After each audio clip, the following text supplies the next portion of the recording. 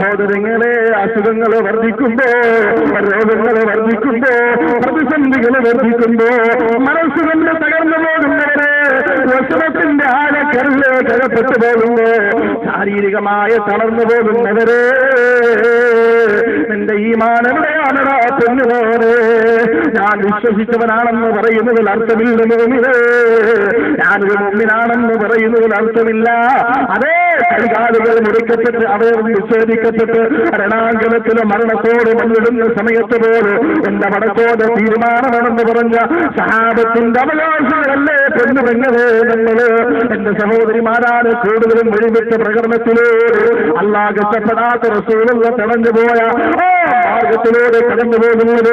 എന്റെ പ്രിയപ്പെട്ട മുസ്ലിം പെണ്ണേ, നാളെങ്ങാനും നിന്റെ മുമ്പിലേക്ക്, താരേറ്റുള്ള നിന്റെ വീട്ടു മുമ്പിലേക്ക് നിന്റെ ഭർത്താവിന്റെ മകന്റെ വാപ്പാടെ മയ്യത്ത് കൊണ്ടുവന്ന് വെച്ചു വരുമ്പോ നീ നെഞ്ചത്തടിക്കുകയാണ്, നിലവിളിക്കുകയാണ്. നിന്നെ ഇത്രയും നാൾ നമസ്കരിച്ച നമസ്കാരത്തിന്റെ പകുത്തവിട നിങ്ങളെ ഇത്രയും നാൾ നീ ചൊല്ലിയെടുക്ക ലാ ഇലാഹ ഇല്ലല്ലാഹ് എന്ന വിശുദ്ധമായ തൗഹീദിന്റെ ലഹരിയവിടങ്ങള്.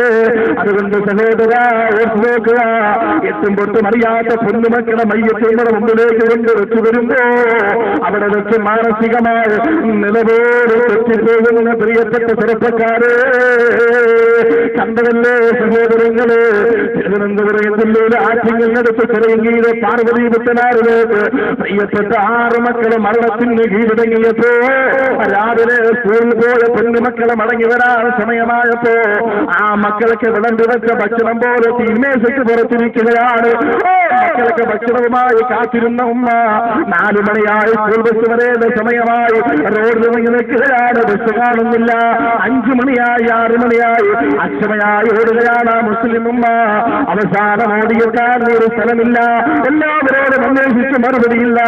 അവസാനം ഒരാൾ വന്നിട്ട് പറഞ്ഞു, ഉമ്മ നിങ്ങളുടെ പൊന്നുമോന് ചെറിയ അപകടം പറ്റി ആശുപത്രിയിലേക്ക് കൊണ്ടുപോയിരിക്കുകയാണ്, നിങ്ങൾ വീട്ടിൽ പൊയ്ക്കോ എന്ന് പറഞ്ഞ് സമാശ്വസിപ്പിക്കുകയാണ്.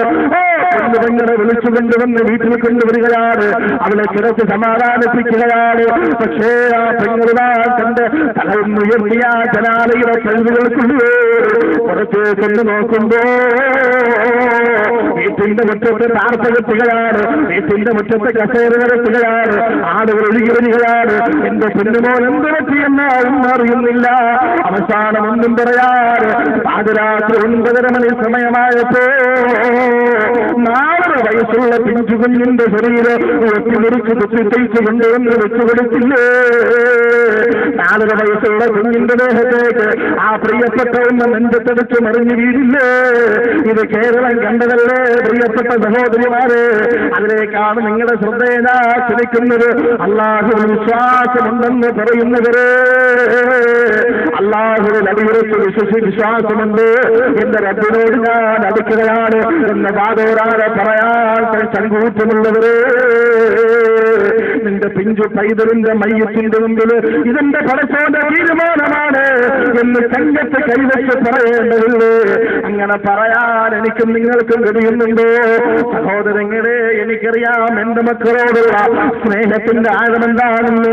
പാതിരാത്രി 12 മണി വരെ വാലുകിടഞ്ഞ് മടങ്ങിച്ചെന്നാൽ എന്റെ വീടിന്റെ മുമ്പിലെത്തുമ്പോ, എന്റെ വണ്ടിയുടെ സൗണ്ട് കേൾക്കുമ്പോ അപ്പച്ചുറന്നേന്ന് പറഞ്ഞ് ഉമ്മയുടെ മടുത്തിട്ട് പോലും വിളിച്ചെറിഞ്ഞിട്ട് വാപ്പാന്ന് പറഞ്ഞ് ഓടി വരുന്ന പിഞ്ചു പൈതങ്ങളില്ലേ, ആ പൊന്നുമക്കളെ മയ്യത്തിന്റെ മുമ്പില് ആനന്ദത്തെ ഇതെന്റെ പടച്ചോന്റെ തീരുമാനമാണെന്ന് പറഞ്ഞ് വിശ്വാസത്തിന്റെ മതകൾക്ക് പിടിച്ചു നിൽക്കാൻ നമുക്ക് കഴിയോ? 6 നൂറ്റാണ്ടിൽ അല്ലാഹുവിന്റെ റസൂൽ കടന്നു വരുമ്പോ സ്വന്തം ഉമ്മയെ കിട്ടിയോ നബിക്ക് അതങ്ങ് ജീവിക്കയത്തീന അല്ല ചോദിച്ചില്ല നബിയേ, അനാഥരായ പിറന്ന നബിയേ,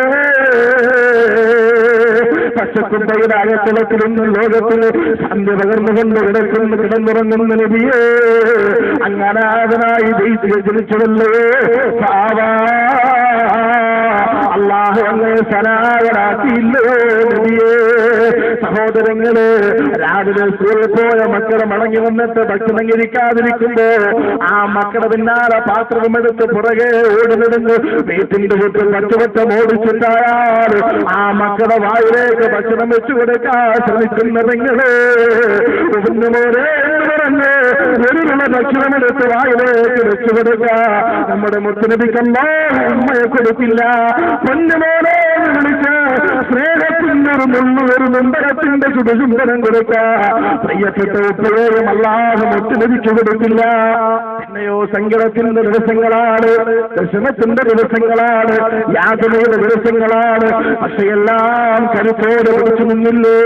അതുകൊണ്ട് എന്റെ പ്രിയപ്പെട്ടവര്, ചെറിയ ചെറിയ പ്രയാസങ്ങൾ ജീവിതത്തിലേക്ക് വരുമ്പോ, വിഷമങ്ങളെ പ്രതിസന്ധികളെ ജീവിതത്തിലേക്ക് വരുമ്പോ തകിടം മറിഞ്ഞു പോകുന്നവര്, പൊന്നുമക്കളെ മയ്യത്ത് കാണുമ്പോ, എന്റെ ബിസിനസ് തകർന്നു കേൾക്കുമ്പോ, എന്റെ ഗൾഫിലേക്ക് പോയ പൊന്നുമോനിലാണ് താക്കാത്തപ്പെട്ട് മടങ്ങി വരുന്നു എന്ന് കേൾക്കുമ്പോ, സാമ്പത്തിക മാന്യത്തിൽപ്പെട്ട് ദുബായിൽ നിന്ന് മടങ്ങി വരുന്നു എന്ന് കേൾക്കുമ്പോ, എല്ലാം നഷ്ടപ്പെട്ടെന്ന് കരുതി എല്ലാ പ്രയാസത്തിന്റെയും എല്ലാ പ്രയാസത്തിന്റെ കൂടമ്പുകളായി നാവിൻ മുമ്പില് പുറത്തു വരുമ്പോ അല്ലാതെ പറയുന്നു ഈമാനിന്റെ അടയാളമല്ല.